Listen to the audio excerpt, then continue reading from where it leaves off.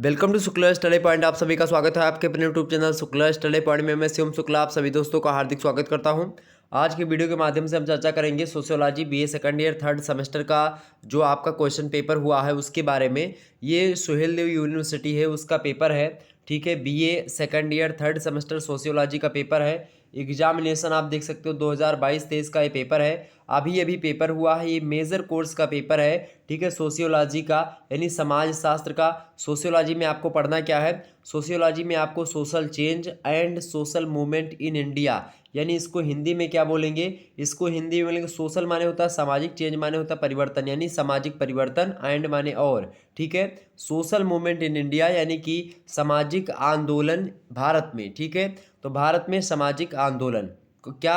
सबसे पहले तो सामाजिक परिवर्तन, जो सामाजिक परिवर्तन होता है उसको समझना है। और सामाजिक परिवर्तन के साथ साथ जो भारत में जो आंदोलन हो रहे हैं या आंदोलन जो हुए हैं अभी तक, उन आंदोलनों के बारे में हम लोगों को पढ़ना है अर्थात जानना है। तो देखते हैं कैसे कैसे प्रश्न पूछे गए थे। वैसे मैं आपको यहीं पर एक बात क्लियर कर दे रहा हूं कि सारे के सारे प्रश्न जो है हमारे द्वारा बताए गए लिखित मॉडल पेपर जो मैंने बताया था उसी से सब प्रश्न पूछे गए हैं। तो ये लिखित क्वेश्चन पेपर है। तो जितने भी विश्वविद्यालय आपके अभी मतलब कि पेपर नहीं हुए हैं अगर आपके, तो आपके विश्वविद्यालय में अगर लिखित होने वाली है, लगभग अधिकतर विश्वविद्यालय आपकी बार लिखित ही परीक्षा करवाएंगे, तो आप सभी लोगों के लिए यह लेक्चर बहुत ही महत्वपूर्ण होगा। क्योंकि इसमें आप क्वेश्चन देखोगे कि सीधे आपके पेपर में कैसे प्रश्न पूछे जाते हैं, ठीक है। और मॉडल पेपर में मैंने बताया है और उसके आंसर को भी बताया, तो आप जाकर के देख सकते हो। मॉडल पेपर में विस्तार चर्चा करी है। देखते कौन कौन से प्रश्न पूछे गए थे। आपको टाइम बता दूं कि टाइम आपको 3 घंटे का दिया गया था, 3 आवर्स का। मैक्सिमम मार्क्स आपके 75 के थे, ठीक है, नहीं 75 नंबर का आपका प्रश्न पत्र था। नोट करा कि attempt questions from all sections as per instructions, यानी सभी खंडों से निर्देशानुसार प्रश्नों के उत्तर आपको देने हैं। 3 खंड आपको मिलेगा। सबसे पहले बात करते हैं सेक्शन से, सेक्शन ए यानी खंड आ की, जिसमें आपको very short answer type questions आपको पढ़ने मतलब कि आएंगे, यानी कि अति लघु उत्तरीय प्रश्न, इनका आपको सामना करना पड़ेगा। देखते कैसे प्रश्न आते हैं, उनको कैसे करना है। नोट में आपसे अति लघु उत्तरीय में कह रहा है पहले सेक्शन के प्रश्नों को करने के लिए यहाँ पर नोट दिया गया है कि attempt all questions of this sections, give answer of each about in जो है क्वेश्चंस अबाउट इन मतलब इन अबाउट 50 वर्ड्स, यानी आपको यहाँ पर कह रहा है कि इस खंड के सभी प्रश्नों के उत्तर दीजिए। प्रत्येक प्रश्न का उत्तर लगभग आपका 50 शब्दों में होना चाहिए। अगर एक प्रश्न आप अच्छे तरीके से लिखते हो तो उसके लिए आपको 2 अंक प्रदान किए जाएंगे। और इस प्रकार से आपका 10 क्वेश्चन करोगे तो आपको 20 नंबर यहाँ से मिल जाएगा। मैंने इसी के आधार पर आपका मॉडल पेपर भी बनाया, तो आप आसानी से देख सकते हो। पहला प्रश्न आपकी स्क्रीन पर आ चुका है, आप सभी लोग देखेंगे। प्रश्न हिंदी और अंग्रेजी दोनों भाषाओं में होता है। सबसे बढ़िया बात ये होती है आपके समक्ष प्रश्न आ चुका है कि डिफाइन सोशल चेंज, सामाजिक परिवर्तन को परिभाषित कीजिए। मैंने सामाजिक परिवर्तन की परिभाषा विस्तार से आपको समझाई थी, बोर्ड पर पूरा लेक्चर भी आपको मैंने बताया था सामाजिक परिवर्तन क्या होता है। सामाजिक परिवर्तन की परिभाषा को देते हुए, यानी समाज में जब कोई परिवर्तन होता है, सामाजिक परिवर्तन मतलब होता है सामाजिक मूल्यों में परिवर्तन, सामाजिक संबंधों में परिवर्तन, ठीक है। सामाजिक स्ट्रक्चर जो है यानी सोशल स्ट्रक्चर में परिवर्तन, सामाजिक संरचना जिसको बोलते हैं हिंदी में, उसमें परिवर्तन होता है। सामाजिक मापदंडों में, सामाजिक नियमों में, परंपराओं में, इन सभी में जब बदलाव होता है तो उसी को हम सामाजिक परिवर्तन कहते हैं, ठीक है। जोन्स महोदय की अगर परिभाषा अगर आप देखेंगे तो वो ज़्यादा सटीक बैठती है।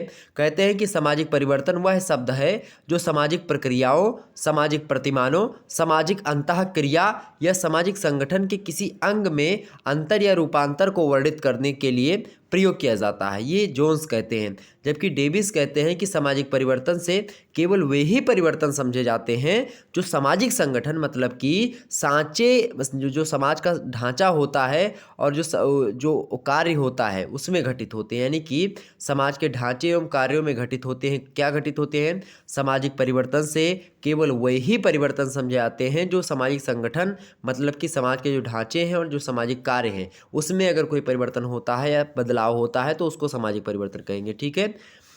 क्लियर? इसके अलावा जॉनसन महोदय कहते हैं कि अपने मौलिक अर्थ में सामाजिक परिवर्तन का तात्पर्य होता है सामाजिक संरचना में परिवर्तन, सोशल स्ट्रक्चर में हुआ परिवर्तन।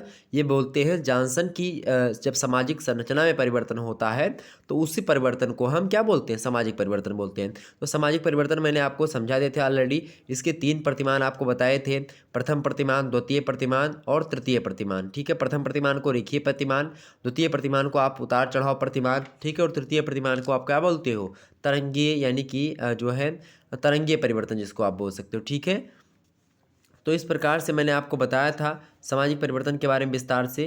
तो आधुनिक समाजों में परिवर्तन अधिक होता है, ये बात भी मैंने आपको बताई थी। और सामाजिक परिवर्तन की जो तीव्रता होती है उसके बारे में बताया था कि भौतिक वस्तुओं के क्षेत्र में अधिक आपको दिखाई पड़ेगी।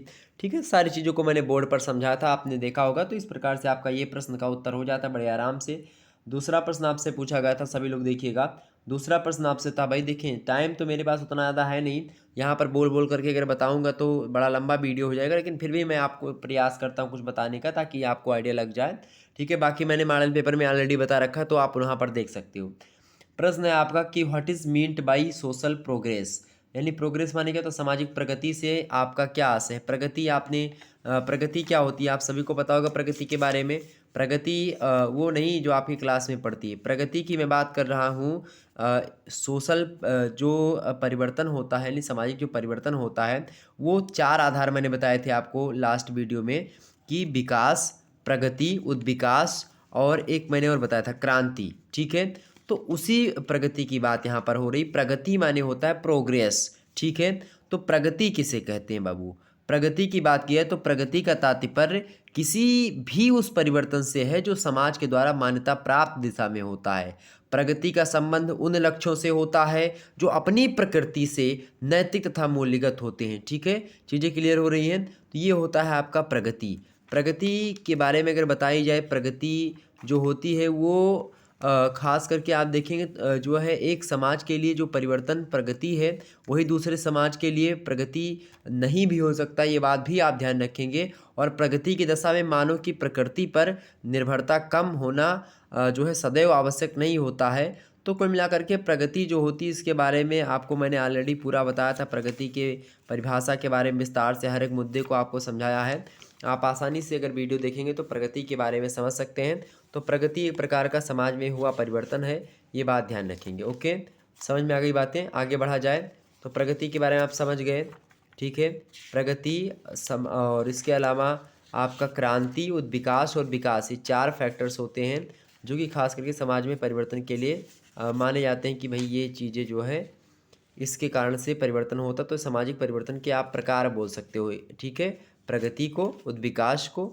ठीक है, उद्विकास को बोलते हैं क्या, उद्विकास को अंग्रेजी में क्या बोलते हो भाई, उद्विकास को अंग्रेजी में क्या बोला जाता है, फटाफट से बताएंगे।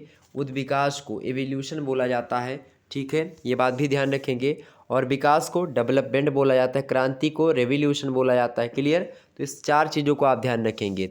उद्विकास की बात की जाए, उद्विकास क्या होता है, तो उद्विकास एक निरंतर और निश्चित दिशा की ओर होने वाला परिवर्तन होता है। जबकि विकास की बात की जाए, ना तो निरंतर होता है और ना ही निश्चित दिशा में विकास होता है। ठीक है, ये बात ध्यान रखेंगे। तो ये चीज़ समझ में आ गई। उद्विकास की बात की जाए तो उद्विकास क्या होता है, उद्विकास जो होता है एक स्वतः होने वाली प्रक्रिया होती है, सरलता से किसी कारक द्वारा प्रभावित नहीं होती है। जबकि विकास जो होता है विकास को हम कई आंतरिक और बाहरी कारक प्रभावित जो है कर सकते हैं। तो उद्विकास और विकास में भी काफ़ी अंतर होता है। विकास आदर्शनात्मक परिवर्तन होता है, उद्विकास एक तटस्थ और सामान्य प्रक्रिया होता है। उद्विकास बहुत जो है बहुत धीरे धीरे होता है और बहुत बहुत समय में होता है उद्विकास, जबकि विकास जो होता है वो होता ही रहता है। ठीक है, तीव्र गति से भी होता है। क्लियर, समझ में आ गई बातें। तो ये हो गया आपका सामाजिक प्रगति, सोशल प्रोग्रेस। आगे बढ़ते हैं। तीसरा प्रश्न आपका आ चुका है, explain the concept of modernization. Modernization माने क्या होता है, आधुनिकीकरण। आधुनिकीकरण की अवधारणा को स्पष्ट कीजिए। आधुनिकीकरण की अवधारणा को स्पष्ट कीजिए भाई। व्हाट इज़ जो है, नहीं, प्रश्न आपसे कह रहा है कि आधुनिकीकरण की अवधारणा को स्पष्ट कीजिए। आधुनिकीकरण क्या है भाई, फटाफट से बताने का प्रयास करेंगे।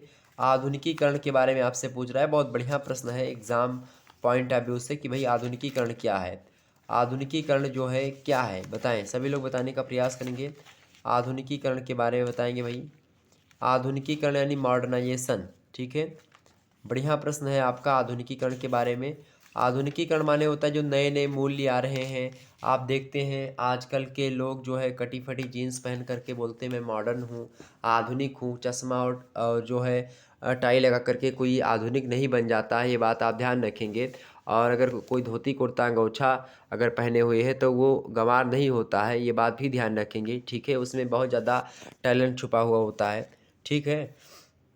तो आधुनिकीकरण की अवधारणा अगर बात की जाए तो आधुनिकीकरण जो होता है एक बहुआयामी प्रक्रिया होती है। आपको क्या लिखना था इसमें कि आधुनिकीकरण एक बहुआयामी प्रक्रिया होती है। इससे क्या होता है, समाज, समूह और व्यक्ति के स्तर पर समझा जा सकता है। किसको? आधुनिकीकरण को। इसको आर्थिक आधुनिकीकरण, राजनीतिक आधुनिकीकरण और सामाजिक, शैक्षणिक, सैनिक, पुलिस, प्रशासनिक कई रूपों में हम देख सकते हैं। क्लियर?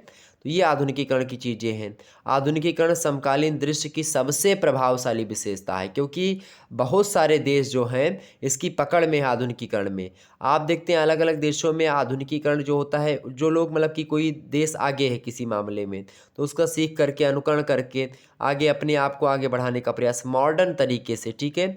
आधुनिकीकरण कोई दर्शन या कोई विचार नहीं है या कोई आंदोलन भी नहीं है ये, ठीक है। आधुनिकीकरण ये क्या है? आधुनिकीकरण एक प्रक्रिया है जिसे प्रारंभ में अर्थव्यवस्था में परिवर्तन और सामाजिक मूल्यों और प्रथाओं पर आप देखते हैं इसका प्रभाव भी पड़ता है आधुनिकीकरण का। और ख़ास करके इसी संदर्भ में इस शब्द का प्रयोग भी किया जाता है कि आर्थिक तंत्रों में परिवर्तन होता है, सामाजिक मूल्यों में और प्रथाओं में परिवर्तन होता है। इसी को मॉडर्नाइजेशन या फिर आधुनिकीकरण बोलते हैं आम भाषा में। और आजकल इस शब्द को बहुत बड़े अर्थ में भी देखा जा रहा है। आप देखते हैं कि एक ऐसा सामाजिक परिवर्तन माना जाता है इसको, आधुनिकीकरण को, जिससे विज्ञान व तकनीकी के तत्व सम्मिलित होते हैं। यानी मॉडर्नाइजेशन का मतलब आज के युग में कुछ मात्रा में कुछ लोग समझते हैं, कुछ लोग या लगभग अधिकतर लोग या अधिकतर विद्वान ऐसा मानते हैं कि आधुनिकीकरण जो होता है आपका मॉडर्नाइजेशन, जो मान लेते हैं अगर आपके पास बढ़िया बढ़िया कपड़े का विकास हो गया, बढ़िया बढ़िया मशीनों का विकास हो गया, बढ़िया बढ़िया तरीके से आपके पास मिसाइलें हैं, हर मामले में आप क्या हो, अव्वल दर्जे के हो, नंबर 1 आविष्कार हुआ है आप में, आपके यहाँ बहुत ज़्यादा, तो आप मॉडर्नाइजेशन मतलब कि आपका है, यानी आप आधुनिकीकरण की प्रक्रिया में, ठीक है। आधुनिकीकरण के से समाज में बहुत सारे परिवर्तन होते हैं। देश के आर्थिक विकास में वृद्धि होती है जिससे आत्मनिर्भरता आती है, ठीक है। उद्योग धंधे अधिक विशिष्ट होते हैं, कुशल होते हैं। प्रारंभिक जो धंधे होते हैं उसमें जो व्यक्ति लगे हुए होते हैं उनकी संख्या कम हो जाती है। आप देखते हैं कि आधुनिकीकरण के परिणाम स्वरूप क्या हुआ है, बड़ी बड़ी विकास, मशीनों का विकास हो, जिसके परिणाम स्वरूप क्या हुआ है, जो हमारे मजदूर थे जहाँ 100 लोग मिल करके एक काम को किया करते थे, आज वहीं पर 2-3 लोग मिल करके 100 लोगों का काम कर रहे हैं मशीनों के प्रयोग से। तो ये तमाम सारा परिवर्तन हुआ है। आप देखते हैं जो है आधुनिकीकरण में नगरीकरण भी आया था, नगरीकरण, औद्योगिकरण, ठीक है। ये सब भी आधुनिकीकरण का ही एक पार्ट है। आगे बढ़ते हैं। अगला प्रश्न आपका 5वां नंबर प्रश्न पूछा गया था कि व्हाट इज़ लाइनर चेंज, यानी रेखीय परिवर्तन क्या है। रेखीय परिवर्तन के बारे में आप सभी को पता भी होगा। रेखीय परिवर्तन क्या होता है समाज में, आपको पता होगा। सामाजिक परिवर्तन के मैंने 3 प्रतिमान बताए थे, उसमें जो रेखीय परिवर्तन होता है उसके बारे में भी समझेंगे। मैकाइवर पेज ने 3 भागों में खास करके बांटा था, प्रथम, द्वितीय और तृतीय। तो जो रेखीय परिवर्तन होता है, इस परिवर्तन में आपको बता दूं कि वो सारे प्रतिमान आते हैं जो एकाएक होते हैं। जैसे कि बात की जाए, जैसे जो नए नए आविष्कार हो रहे हैं वो सारे आविष्कार आपके रेखीय में आएंगे, ठीक है।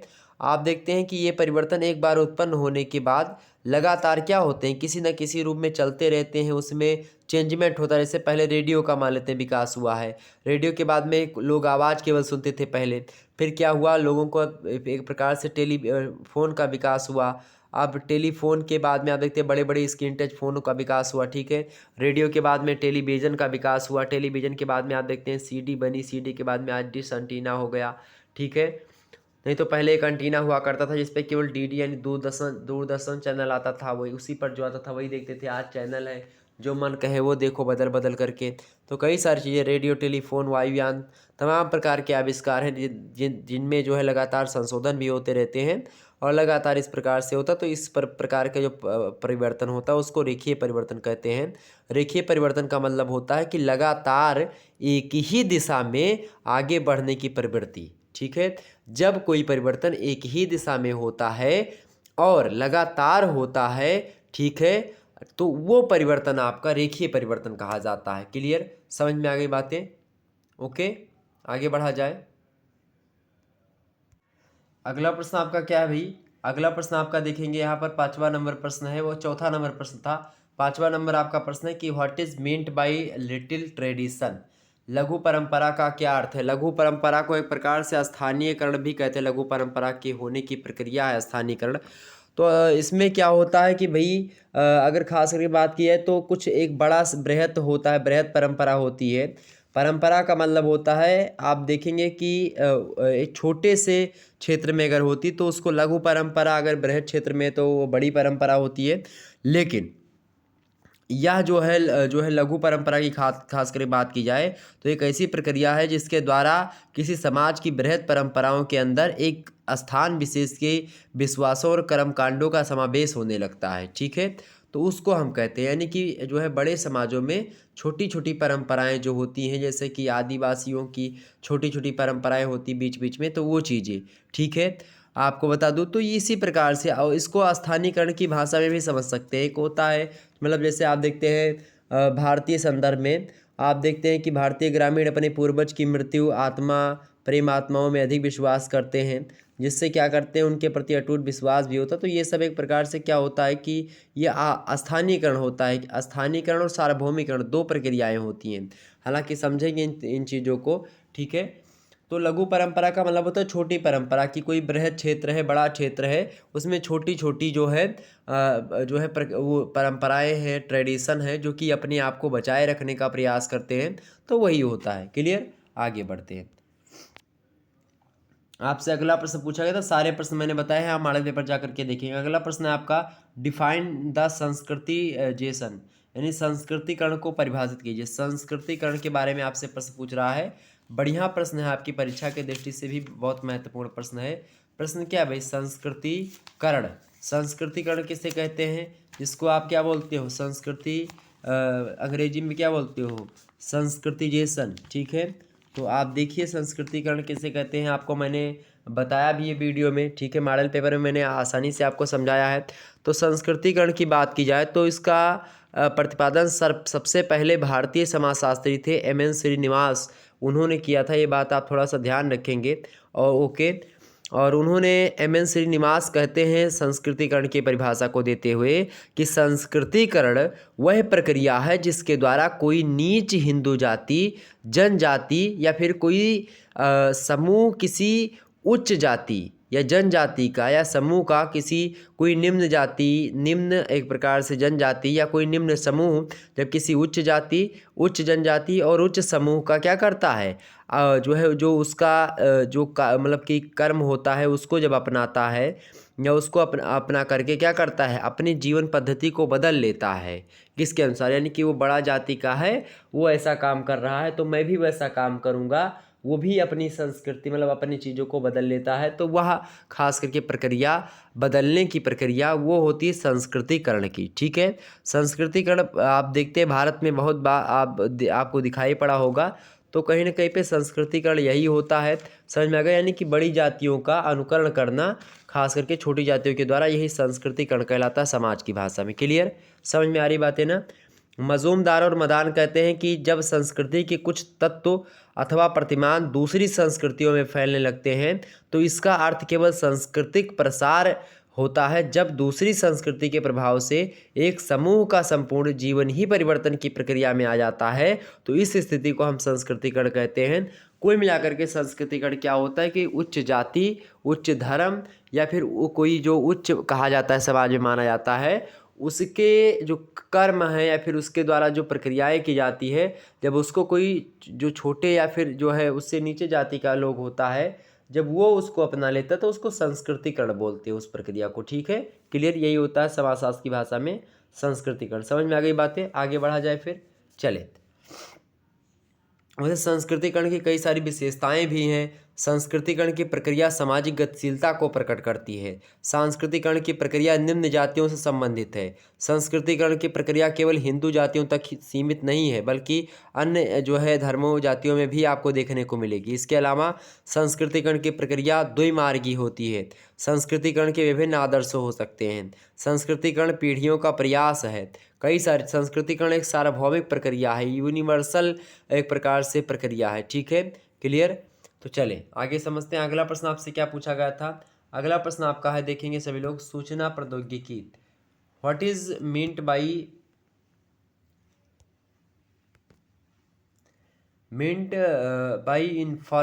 Information technology. सूचना प्रौद्योगिकी का क्या अर्थ होता है। खास करके सामाजिक परिवर्तन में सूचना प्रौद्योगिकी का अपना बड़ा महत्व होता है। ठीक है, सूचना प्रौद्योगिकी के द्वारा आप सभी को पता होगा समाज में परिवर्तन होता है, और मैंने इसको बोर्ड पर ऑलरेडी समझाया था सूचना प्रौद्योगिकी से किस प्रकार से क्या होता है। सूचना के क्षेत्र में आप देखते हैं लगातार विकास हुआ सूचना प्रौद्योगिकी का। उससे क्या हुआ है, लगातार पूरा का पूरा समाज एक दूसरे से जुड़ा है। आज मैं और आप जो है पढ़ रहे हैं, पढ़ा रहे हैं, तो ये भी एक प्रकार सूचना प्रौद्योगिकी की ही देन है कि मेरे द्वारा सूचना जो है आप तक पहुंच रही है, या आपकी सूचना मुझ तक पहुंच रही कमेंट्स के माध्यम से। तो ये सारी चीज़ें जो हैं आजकल ये परिवर्तन हुआ है समाज में। क्या आज के लगभग 10 साल पहले आपने कल्पना करी होगी कि हम लोग ऐसे बैठ करके, आप अपने जो है रजाई में लेट करके और मैं अलग अपने रूम में बैठ करके, अपने यहाँ पर बैठ करके लाइब्रेरी से आपको ऐसे पढ़ाऊँगा? क्या आपने कभी सोचा होगा? नहीं सोचा होगा। तो यही सब होता है आपका। ठीक है, जो है सूचना प्रौद्योगिकी, जिसके माध्यम से जो है तमाम प्रकार के ग्रामो विद्युत मतलब कि जो फ़ोन होते हैं, ग्रामोफोन हो गया, चाहे मोबाइल फ़ोन हो गया, स्क्रीन टच फ़ोन हो गया, लगातार इन चीज़ों का विकास हो गया। आज सभी के जो भाव हैं वो व्हाट्सअप, फेसबुक, ट्विटर और इंस्टाग्राम पर जो है चलते हैं। अब कोई मतलब नहीं है, लोग ऐसे घूमते रहते हैं। उनसे जो है आप फेसबुक वाले मित्र आपके बहुत ज़्यादा आपको मिल जाएंगे रास्ते में जाते हुए, आपसे हाल चाल तक नहीं पूछेंगे, और आप फेसबुक पर बात मतलब कमेंट करेंगे, बातचीत करेंगे आपसे लोग। ये तमाम सारी चीज़ें होती हैं। तो ये सब सूचना प्रौद्योगिकी से समाज में बहुत परिवर्तन होता है, सूचना प्रौद्योगिकी है ये। आगे बढ़ते हैं, अगला प्रश्न आपका आ चुका है। डिफाइन ग्लोबलाइजेशन, वैश्वीकरण को परिभाषित कीजिए भाई। वैश्वीकरण के बारे में आपसे पूछ रहा है। वैश्वीकरण के बारे में आप सभी लोगों को पता होगा। वैश्वीकरण जो होता है एक प्रक्रिया होती है। ठीक है, वैश्वीकरण क्या है भाई? वैश्वीकरण एक प्रक्रिया है। जिस प्रकार से आपका संस्कृतिकरण होता है, पश्चिमीकरण होता है, उसी प्रकार से वैश्वीकरण भी एक प्रक्रिया है, ग्लोबलाइजेशन जिसको कहते हैं अंग्रेजी में। ठीक है, समझ रहे हैं ना बात। तो वैश्वीकरण की परिभाषा जो है दी है किसने? विश्व बैंक कहता है कि उपभोग की वस्तुओं सहित समस्त वस्तुओं पर लगे जो है आयात नियंत्रण का क्रमिक उन्मूलन, और आयात कर के मूल्य में कमी, सार्वजनिक उपक्रमों का निजीकरण करना, ये सब जो है वैश्वीकरण का मतलब होता है। एम फर्ग्यूसन कहते हैं कि वैश्वीकरण यात्रा है या भावी जो है पथ है, जो हमसे क्या करता है? आलोचनात्मक नज़रिए की मांग करता है। इसके अलावा अलग अलग विद्वान, भारतीय विद्वान हैं जगदीश भगवती, वो कहते हैं कि विश्व अर्थव्यवस्था में एकीकरण, सीधा व्यापार, निवेश, अल्पावधि पूंजी प्रवाह, पूरे विश्व में समान रूप से लोगों का प्रवजन ही क्या कहलाता है? वैश्वीकरण कहलाता है। वैश्वीकरण का मतलब होता है, आपको मैं बता दूं कि वैश्वीकरण जो होता है एक विश्व स्तर पर एक प्रकार से अपनी चीज़ों को फैलाना। ठीक है, वैश्वीकरण में आप देखते हैं आर्थिक, सांस्कृतिक और सामाजिक ये तमाम प्रकार के कारण हैं जिसके कारण से वैश्वीकरण फैला है, और सभी लोग एक प्रकार से मतलब सभी देश आपस में मिलजुल करके काम करते हैं वैश्वीकरण का। तो वैश्वीकरण का अर्थ है कि राष्ट्र की सीमाओं से परे गतिशीलता, यानी प्रत्येक राज्य मतलब कि जो देश है वो दूसरे देश में जा कर के व्यापार करे, चाहे कुछ भी करे, अपने जो है सूचना प्रौद्योगिकी करे। तो वैश्वीकरण का सीधा मतलब होता है कि विश्व स्तर पर सभी राज्य जो हैं, सभी देश जो हैं, वो अपनी अपनी सीमाओं से जो है हट करके और विश्व स्तर पर चाहे व्यापार करें, और चाहे आदान प्रदान करें विचारों का, और चाहे अन्य चीज़ों का। ठीक है, आगे बढ़ते हैं। अगला प्रश्न आपका आ चुका है, 9वां नंबर प्रश्न आप देखेंगे कि right the concept of social movement, यानी सामाजिक आंदोलन की अवधारणा को स्पष्ट कीजिए। सामाजिक आंदोलन के बारे में आप सभी लोगों को पता होगा। सामाजिक आंदोलन किसे कहते हैं भाई? सामाजिक आंदोलन किसे कहते हैं? सामाजिक आंदोलन की बात की जाए तो आप देखते हैं हर देश में आंदोलन होते रहते हैं, और ख़ास करके समाज की बात करूँ तो समाज में भी आंदोलन होते हैं।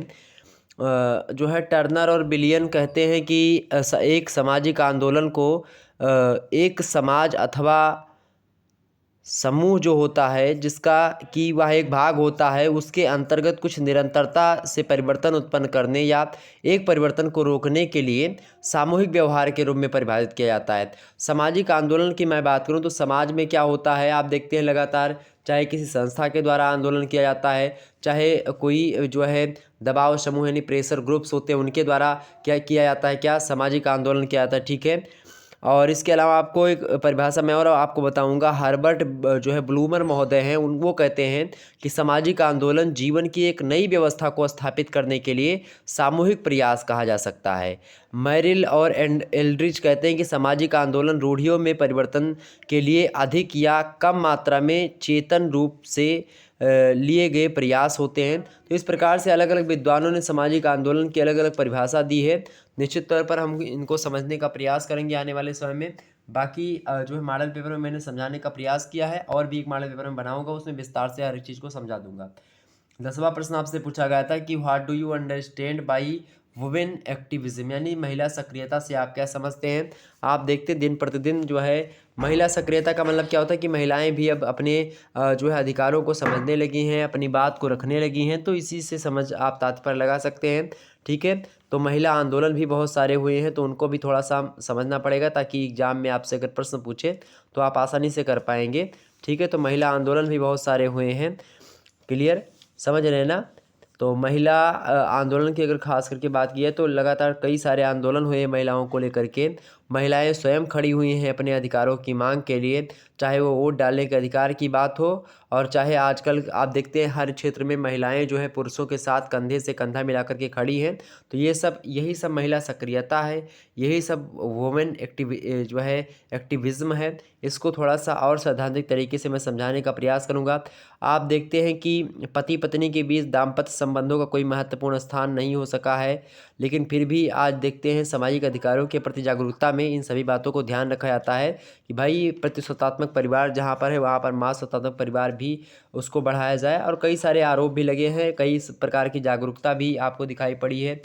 आप देखते हैं कि मतलब कि बहुत कम जनसंख्या महिलाओं में आपको पता होगा जो अपने राजनीतिक अधिकारों का ज्ञान रखती हैं, लेकिन फिर भी अब बहुत सारी महिलाएं जो है जानकारी हो चुकी है, सभी अपने अधिकारों को जान रही, चाहे वो राजनीतिक अधिकार हो, चाहे आर्थिक हो, चाहे सैद्धांतिक हो, और चाहे धार्मिक अधिकार हो, हर चीज़ों को जान रही हैं और हर प्रकार से आंदोलन कर रही हैं। तो ये सारी चीज़ें हैं आपका। आगे बढ़ते और भी चीज़ों को जानने का प्रयास करते हैं। अगला प्रश्न आपसे यानी खंडवा में पूछा गया था। अब देखिए ये प्रश्न आपके बड़े हैं, इनका उत्तर बताना थोड़ा सा मुश्किल होगा यहाँ पर।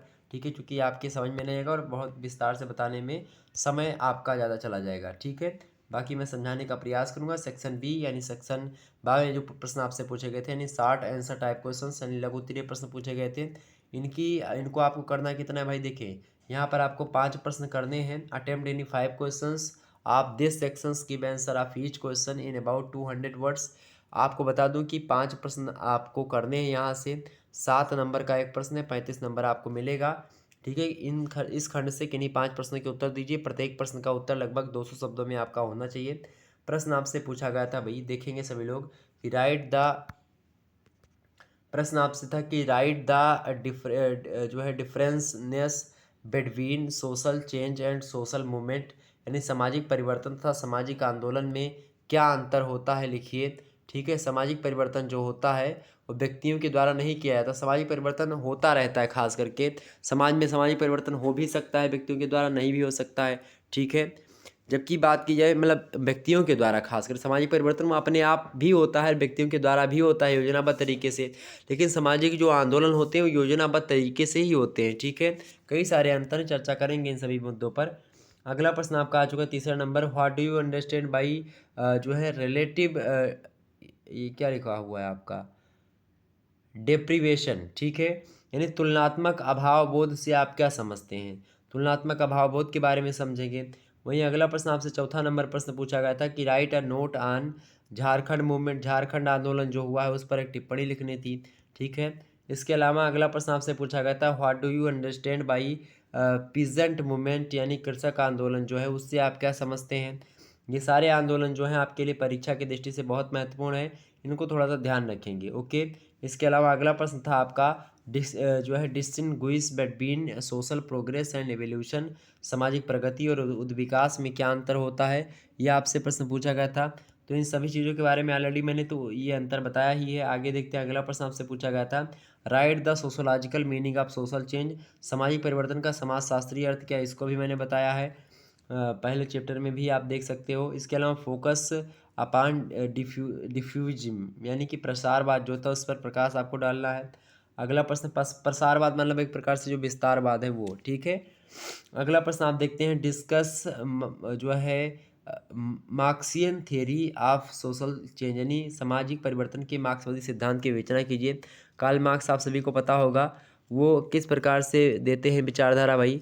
कार्ल मार्क्स की विचारधारा क्या है सामाजिक परिवर्तन को लेकर के, आप सभी को पता भी होगा, ठीक है। तो उसको आपको समझाना, यहाँ पर यही प्रश्न आपसे पूछा गया था, ठीक है, क्लियर। सामाजिक परिवर्तन की जो मार्क्सिस्ट विचारधारा है, कार्ल मार्क्स की विचारधारा है, वो किसके प्रति मतलब कि किस जो है कार्ल मार्क्स के जो सामाजिक परिवर्तन के सिद्धांत हैं वो खास करके आप देखते हैं अलग अलग तरीके से वर्ग संघर्ष से रिलेटेड जो है सामाजिक परिवर्तन को दिखाने का प्रयास करते हैं। तो इसको भी देखने का प्रयास मैंने किया था। बाकी मैं और भी आपको बता दूंगा। सेक्शन सी की बात की निखंडसा से लॉन्ग आंसर टाइप क्वेश्चन आपके पूछे गए थे, दीर्घ उत्तरीय प्रश्न। आइए देखते हैं कौन कौन से प्रश्न आए थे आपके, ठीक है। आपका प्रश्न था कि answer any two questions of this sections, give answer of each question in about 500 words. आप 2 नंबर का प्रश्न मतलब कि 2 क्वेश्चन आपके पूछे जाएंगे, मतलब 2 क्वेश्चन आपको करने थे, 4 क्वेश्चन दिए होंगे, 2 उनमें से छांट करके करने जो आपको आ रहे हैं, और 10 नंबर आपको मिलेंगे एक प्रश्न अगर आप सही करेंगे, ठीक है। प्रश्न देखेंगे, पहला प्रश्न आपसे था कि describe the concept and features of globalization यानी वैश्वीकरण की अवधारणा एवं विशेषताओं का वर्णन कीजिए। मोस्ट इंपॉर्टेंट प्रश्न है, आपकी परीक्षा में लगातार आता है। अगला प्रश्न आपसे पूछा गया था कि what have been the underlying causes of labour movement in India, Bharat में श्रमिक आंदोलन के आधारभूत कारण क्या रहे बताएं। बहुत महत्वपूर्ण प्रश्न, इन सभी प्रश्नों को मैंने रखा है मॉडल पेपर में, आप देख सकते हैं। अगला प्रश्न है, what do you understand by women movement, discuss the main features of women movement in India, महिला आंदोलन से आप क्या समझते हैं, भारत में महिला आंदोलन की विशेषताओं की विवेचना कीजिए। मोस्ट इंपॉर्टेंट प्रश्न है, तो इन चीज़ों को आप एकदम से ध्यान रखें। महिला आंदोलन, कृषक आंदोलन एकदम से रट लीजिएगा, ये आना याना एकदम से तय है। वहीं अगला प्रश्न आपका है, describe the nature and objective of Dalit movement in India, Bharat में दलित आंदोलन की प्रकृति एवं उद्देश्यों का वर्णन कीजिए।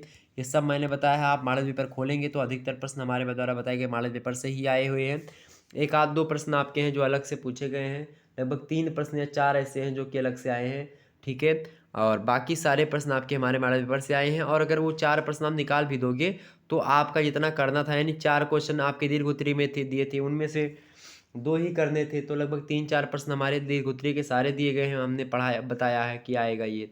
इसके अलावा लघु उत्तरीय में आपका जो दो प्रश्न आपके दिखाई पड़ रहे हैं वो जो है थोड़ा अलग से आए हैं, तो उनमें से केवल 8 प्रश्न दिया था, उनमें से केवल 5 करने, तब भी आपका 1 प्रश्न ज़्यादा हो गया।